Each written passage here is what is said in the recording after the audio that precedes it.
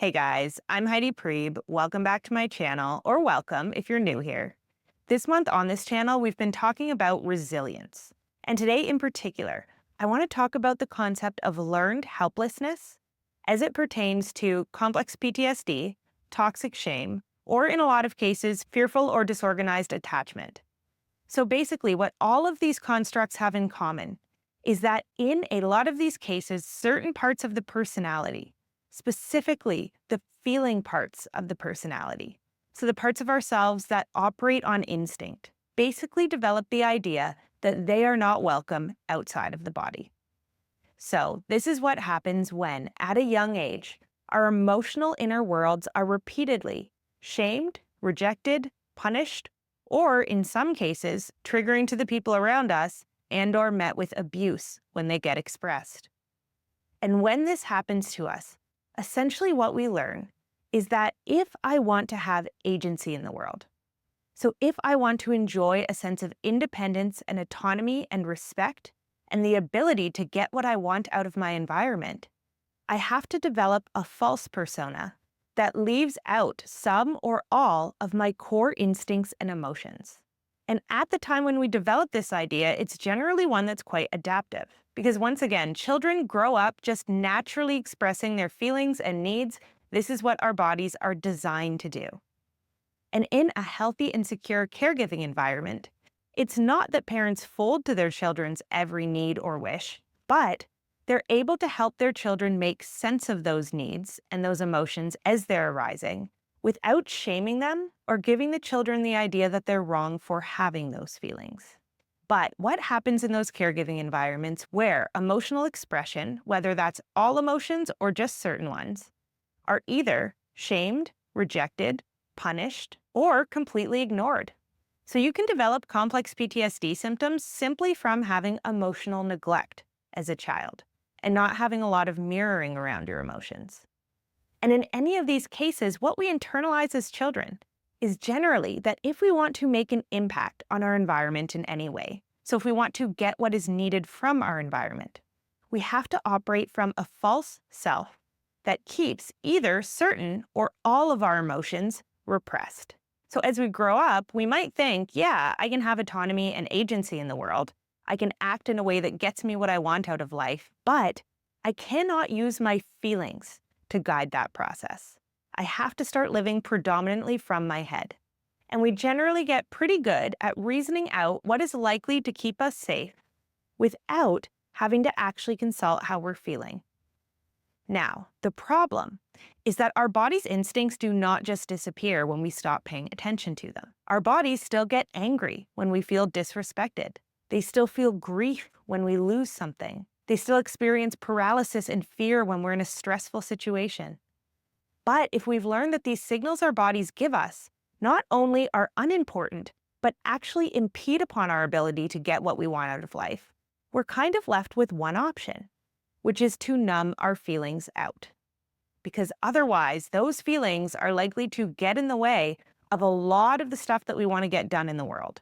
And so if we have that sense of learned helplessness around our feelings, of giving up on them as reliable sources of information or useful things to communicate to the world, we have to find ways to disconnect from them internally so that we are not chronically distracted by them. So this can look like managing our physical state through substances. Whether those substances are legal or illegal, there are many ways to numb out that do not necessarily require us to break the law. This can look like developing really rigid behavioral patterns or compulsions that give us temporary relief from the feeling states that we don't want to be in.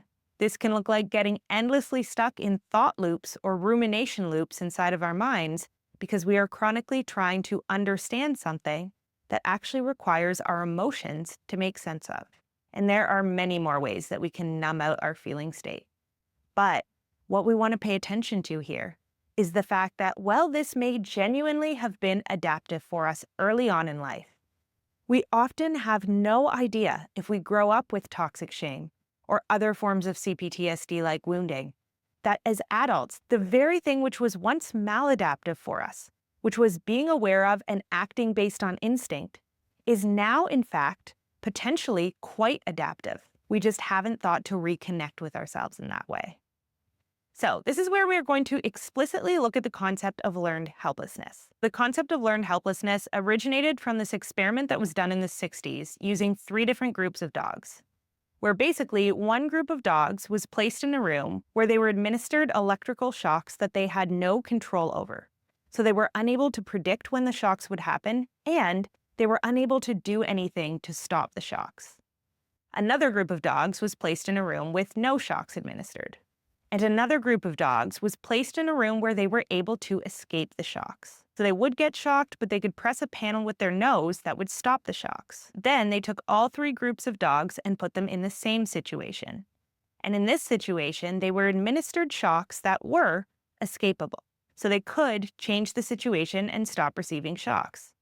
The group of dogs that never received any shocks, they got out of the situations quite quickly. Same goes for the dogs who were administered shocks in the first part of the experiment, but had the option to escape them or make them stop. They had already learned there is a way to get out of unpleasant situations. And then that last group of dogs, the ones who had in the initial condition been administered shocks that they could not predict or escape, didn't even try to get out of the environment they were put in that second part of the experiment when shocks that were escapable were administered to them, because their brain had internalized when you get shocked, you have no autonomy and cannot escape from this.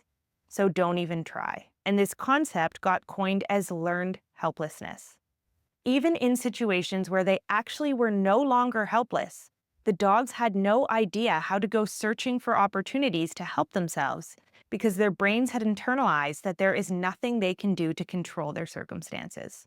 And this phenomenon is absolutely transferable to human beings. When we learn as children that our actual authentic selves do not have control over our situations, and the only way to survive our situations is to adapt, what happens is we find ways internally, again through numbing out and shutting down, to adapt to intolerable situations. Just like the dogs in that experiment learned to simply endure shocks in the first part of that experiment, because they didn't see another option. So when we adopt that pattern of feeling pain or distress and assuming there is nothing we can do other than finding a way to detach from it and endure it, what happens is that as adults, when we find ourselves in other situations, whether that's at work, in relationships, whatever it is, that are intolerable for the average person, for some of us with certain types of wounding, our minds do not clock those situations as intolerable. They simply clock it as time to disconnect from myself and endure. When in reality, we might be that dog who is now in the second part of the experiment, where there are way more options to us available than simply shut down and endure a bad situation. But we haven't learned to do that contexting, to look around and ask ourselves, are more options available here? Because again, our entire nervous system is wired to believe that there are not. And so where this becomes really important is when, as adults, we find ourselves in positions where actually reconnecting to our instincts and listening to the wisdom of our emotions is incredibly important for designing our lives. But we just go on assuming that information is pointless, and so we don't tune into it.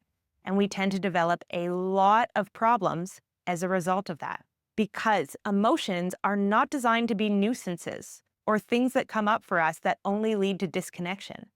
Our feelings are actually meant to serve as internal compasses that guide us through life in strategic ways. So our feelings are there to help us understand what our no's are and where our boundaries need to be set, as well as what our yeses are and what we want to move towards in life. So that's what we're going to start talking about now. How to unlearn the helplessness that our feeling self has internalized and start giving that part of ourselves a way to express itself and make direct contact with the outside world. Now, if this feels terrifying for you, don't worry. We're going to talk about why this process does not have to be as excruciatingly shameful as your system might immediately fear that it's going to be. So when we have something like toxic shame, complex PTSD, disorganized attachment, anything that essentially causes us to develop a persona that operates to cover up our raw emotions, essentially our self-concept looks like this. We have the strategic top layer of functioning, the version of ourselves that we show to the world. It's who we want people to think of us as, So when someone calls our name into their mind, we're pretty much always hoping really hard that this is the version of us they're thinking of. And this is our false or adapted persona that leaves out a lot of who we actually are. Now, the layer underneath this is generally the layer that those of us with toxic shame assume is the real us.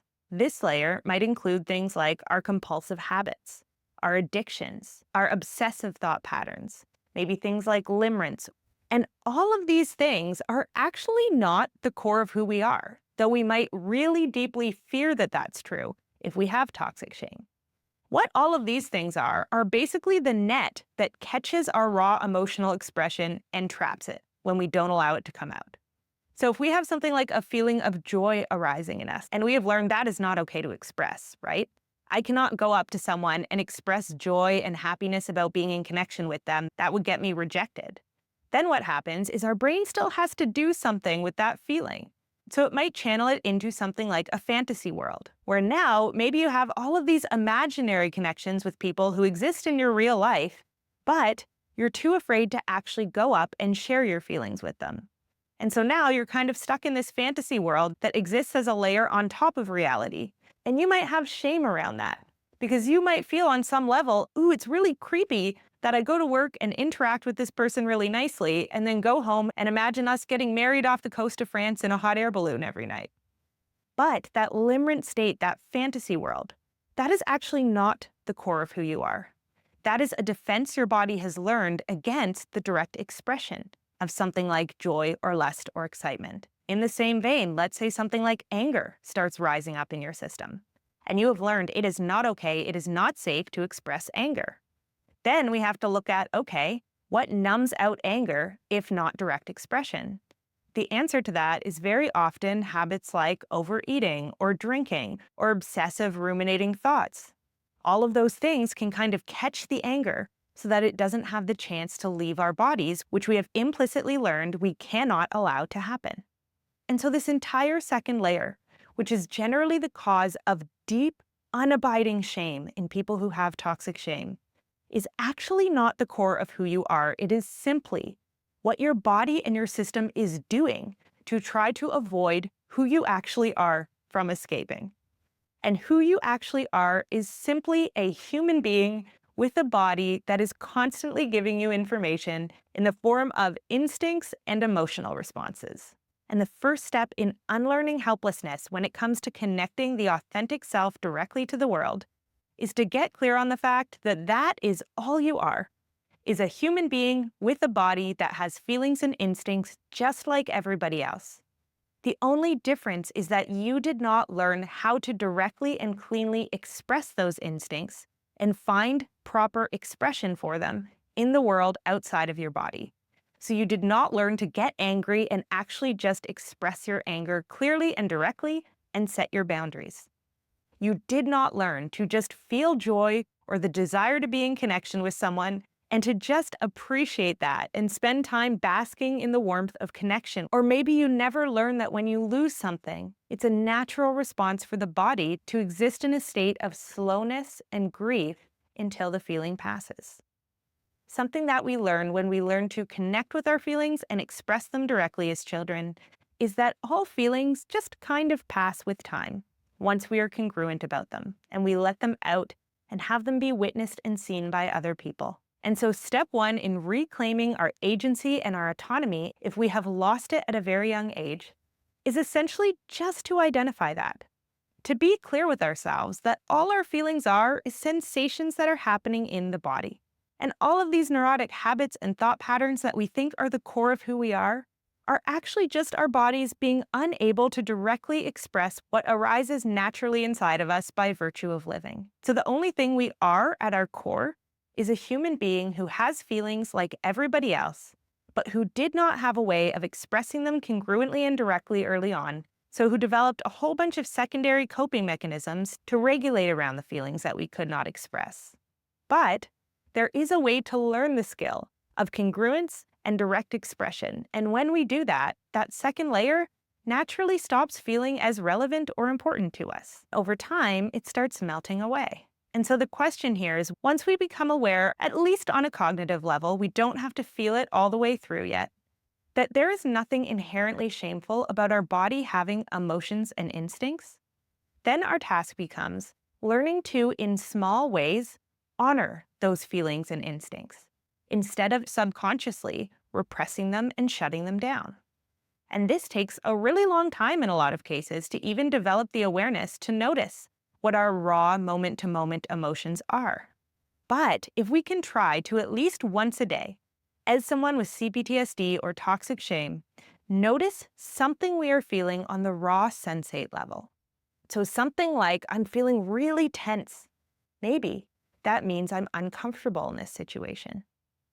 If we can try once a day to just notice at least a sensation we are having that is occurring purely at that level of raw instinct or emotion, and name it, we are already on our way to developing more awareness about who we are, which is the first step in eventually being able to live as the person that we are. So this is the process of just letting ourselves know, my feelings are real, there is nothing wrong with them, and they just exist. They don't have to be right or wrong.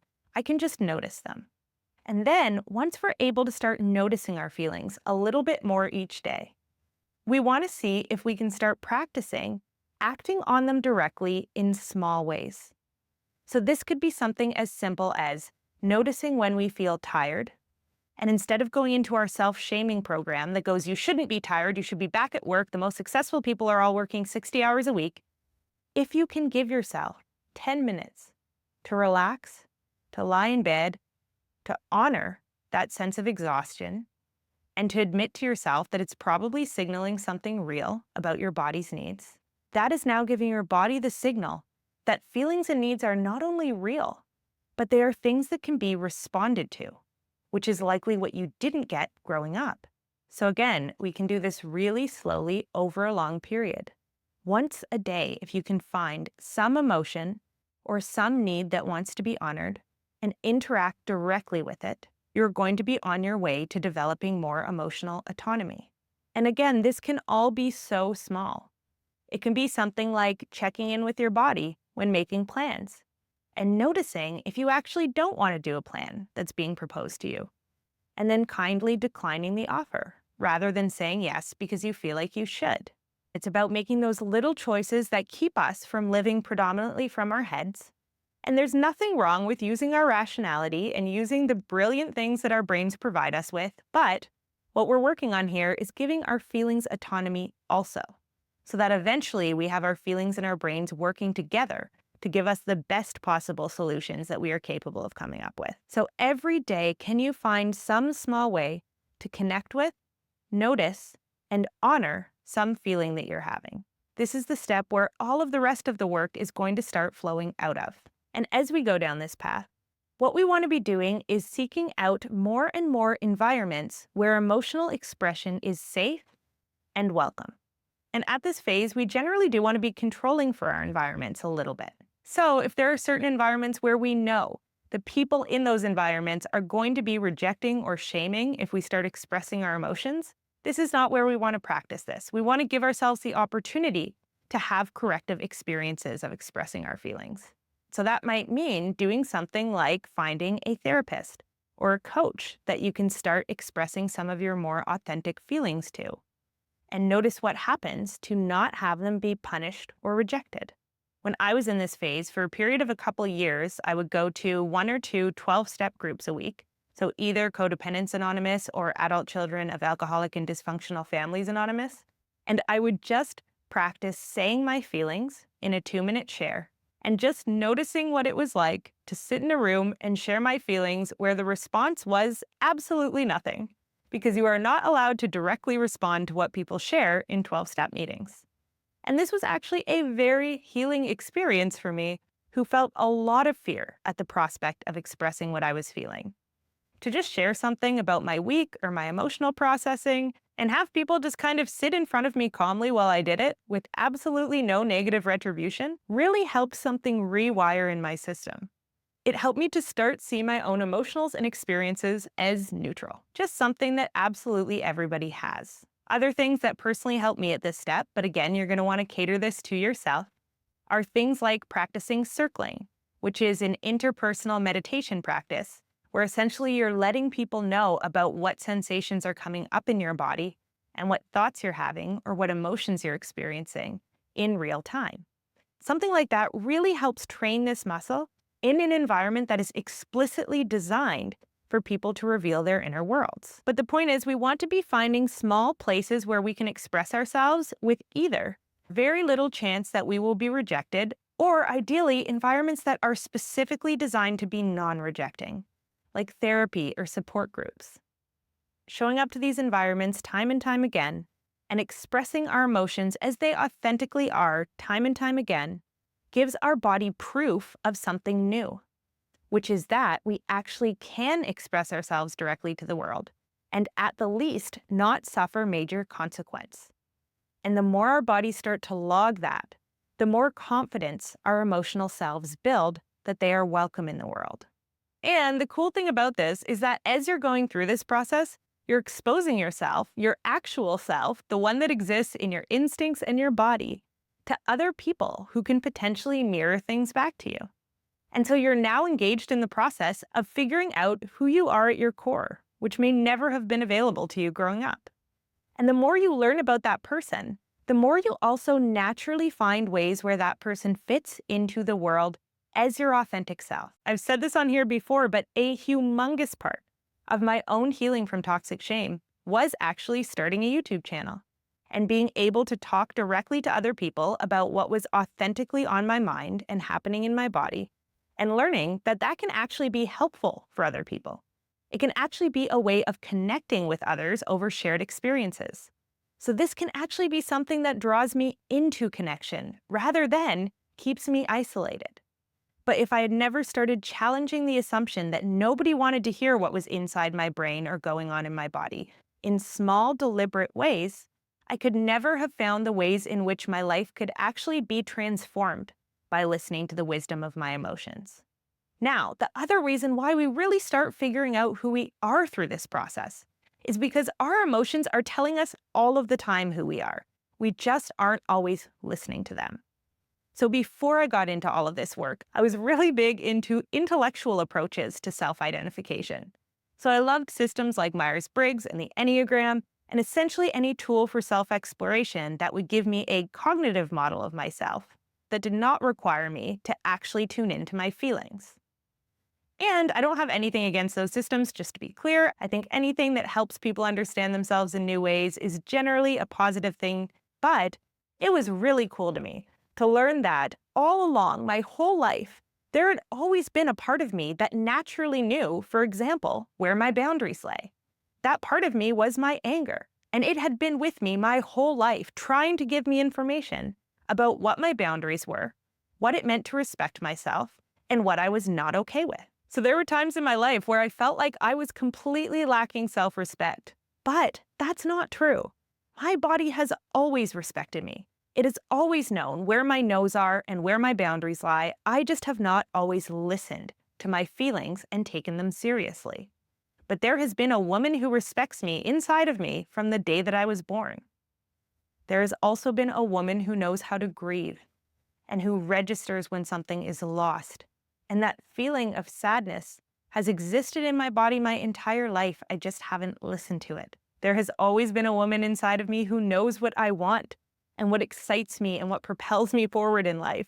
I just have not always listened to those yes responses. Though to be fair, for myself, that was not a particularly shame-bound one, but for a lot of people it is. For a lot of people, the experience of joy and being drawn into things is actually something that their system naturally tries to shut down. And so the more that we learn about who we are through direct engagement with and expression of our emotions, the more we can find the places in life where we actually fit. The relationships where we do not have to numb out all of our anger to stay in them. The jobs where we do not feel deadened inside showing up to them. The lifestyles that celebrate the types of people we actually are, that provide us with ongoing energy and ongoing no signals from the body. Yes, this, no, that is what our body is chronically telling us. And when we learn to live in alignment with that and make the decisions of our lives based on that, things like depression, anxiety, addictions and compulsions are all things that we naturally start seeing less of.